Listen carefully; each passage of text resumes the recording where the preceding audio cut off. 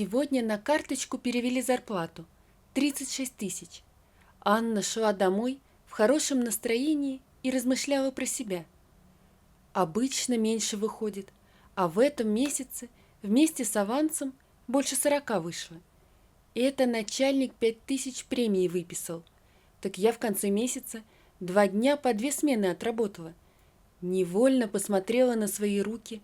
Какие страшные. Чугун въелся, уже не отмоешь.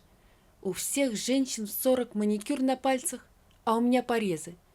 Так всю жизнь сверловщицей и проработаю. Что поделаешь? Дочь-то поднимать надо. Она первый курс института уже окончила. Другой дорожкой в жизни пойдет. Будет в отделе работать. Замуж выйдет. Я всю жизнь без мужа прожила. Так пусть хоть дочь счастлива будет. Накупив в магазине продуктов, вернулась домой. Дочь что-то готовила на кухне. «Нам сегодня деньги на карточку перевели», — радостно сообщила мать. «Хорошо», — буркнула дочь в ответ. «Василиса, ты что такая хмурая?» «Ничего, садись есть». «На, нарежь ветчины и сыр, хоть поедим по-нормальному». Анна стала вытаскивать из пакетов продукты. Когда сели за стол, мать вновь спросила: «Так что ты такая хмурая?» «Вчера Максим знакомил меня со своими родителями». «Максим? Это который?» «Ты его не знаешь». Дочь криво усмехнулась и высокомерно напомнила: «Он как-то на днях меня на машине домой привозил». «У него своя машина?» «Да, у него своя машина, своя квартира, богатые родители». «Ты уж, дочь, таких не выбирай, не ровня он тебе». «А я хочу именно такого». Голос дочери стал злым. «Хочу жить, как нормальные люди, а не от твоей получки до получки». «Василиса, ты что, тебе что-то не хватает? Одеваешься красиво, смартфон есть». «Красиво одеваются все, и смартфоны у всех есть». «Ну, и что там по знакомству с его родителями?» Анна постаралась перевести разговор. «Что-что? Они все такие...» Дочь покрутила рукой, пытаясь выразить свою мысль. Отец такой представительный мужчина, мать шикарная женщина, вся ухоженная, с красивым маникюром. «И о чем вы говорили?» Спросили, кто у меня родители. Дочь зло сжала губы. Я чуть со стыда не сгорела.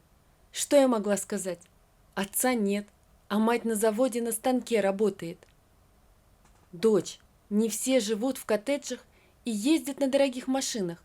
Кто-то должен и на станках работать». «Пусть кто-то и работает, а я жить хочу». Дочь заплакала и убежала в свою комнату. Анна долго сидела за столом, низко опустив голову. Обидно, ведь все, что могла, что в ее силах, делала для дочери.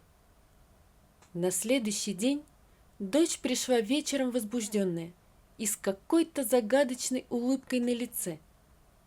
«Мама, завтра суббота, я пригласила Максима к нам в гости». «Ой!» — схватилась за щеки Анна и тут же спросила: «Во сколько он придет?» «Вечером. Надо продуктов купить, с утра приготовить что-нибудь вкусное». «Приготовлю все я сама. Мама, ты себя в порядок приведи».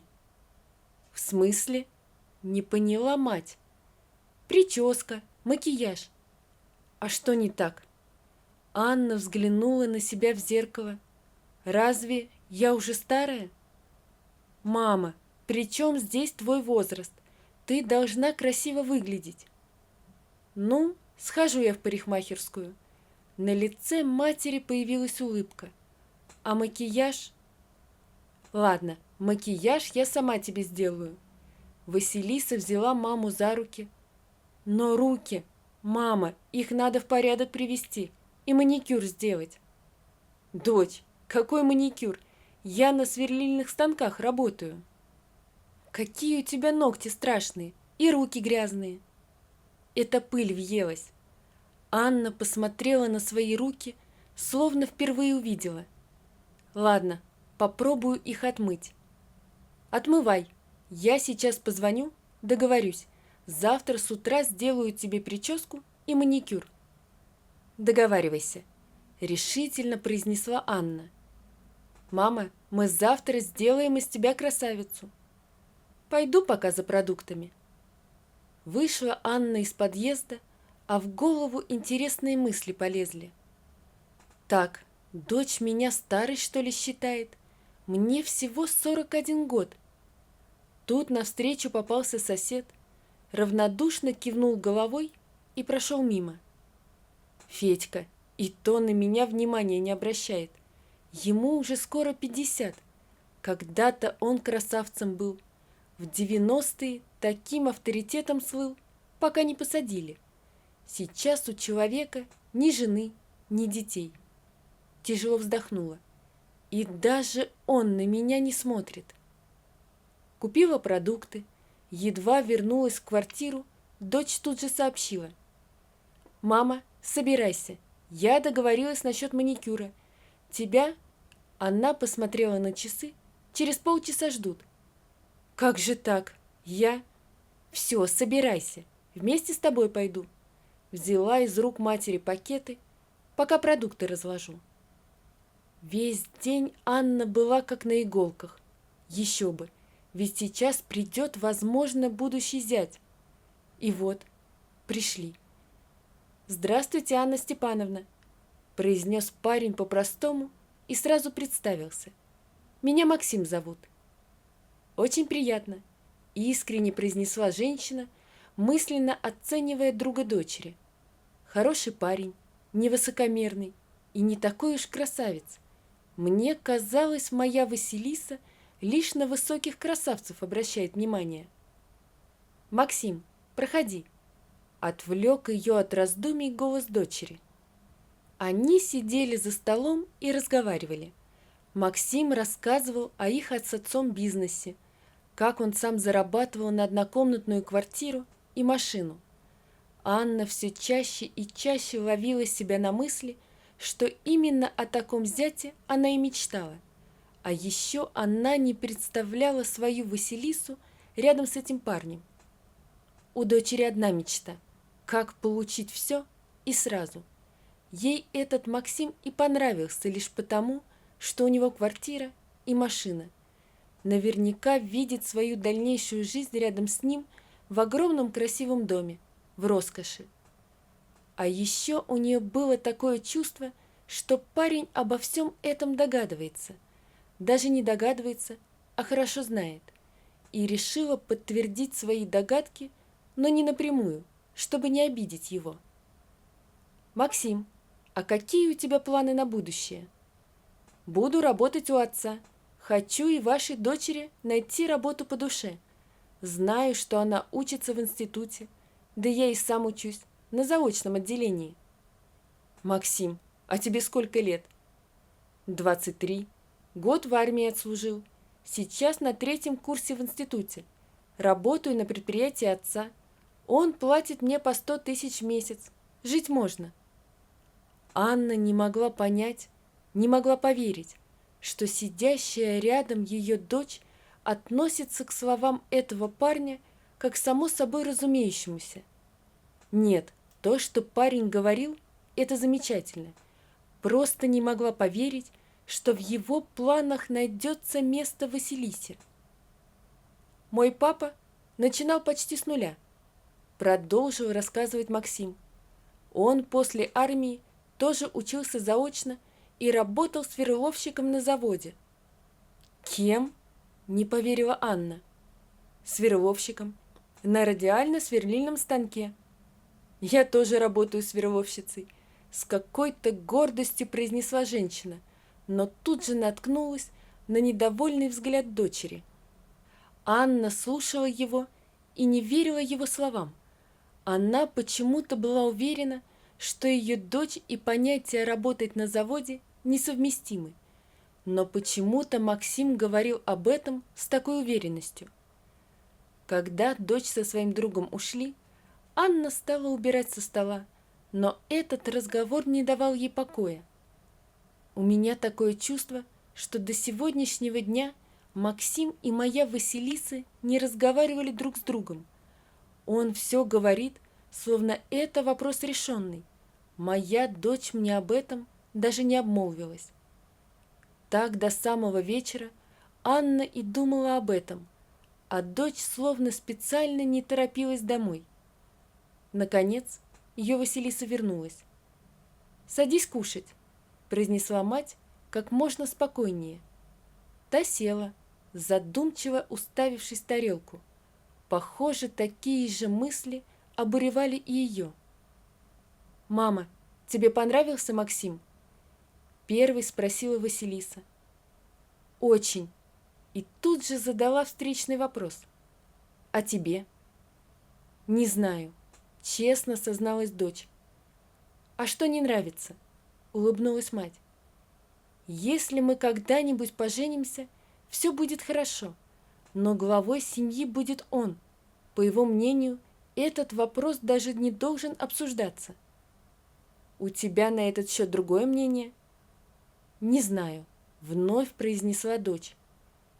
«Наверное, я такой же в молодости была», — с ностальгией в голосе произнесла Анна. «А сейчас кто бы предположил что-нибудь подобное?» «Мама, у меня начались каникулы.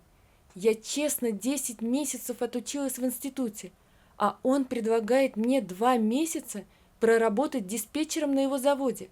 Что, я не имею права отдохнуть?» «Так он предлагает тебе проработать эти 2 месяца бесплатно?» «Почему бесплатно?» Дочь пожала плечами. «По 40 тысяч каждый месяц обещает». «Василиса, тогда ответь мне на простой вопрос. Зачем ты ему нужна?» «Я красивая», — гордо произнесла дочь. «Да таких красивых кругом полно. Я люблю его». «Ты любишь его деньги». «Нет, его». «Тогда полюбила бы дворника. Вон, парень молодой наш двор подметает. Он точно не женат?» «Ну, ты скажешь». «Так зачем ты Максиму?» Вновь спросила мать. «Ему нужна жена, а не любовница». «Мама, какие-то у тебя понятия старомодные». Этой ночью мать и дочь долго не могли заснуть. Дочь думала о словах матери. Ведь действительно, я хочу все и сразу. Максим это прекрасно понимает и не торопится делать мне предложение. Может ведь и совсем не сделать. Зачем тогда он познакомил меня со своими родителями, познакомился с моей мамой? Мама во многом права. Максим – человек, который никогда не теряет головы и всегда добивается того, чего хочет. А что он хочет? Мама правильно сказала – жену. Поэтому и старается меня перевоспитать, переделать. Всю ночь лезли в голову подобные мысли, заставляя переосмыслить свою жизнь. Долго не могла уснуть и Анна. Просто перед сном она глянула в зеркало и в первое мгновение не узнала себя.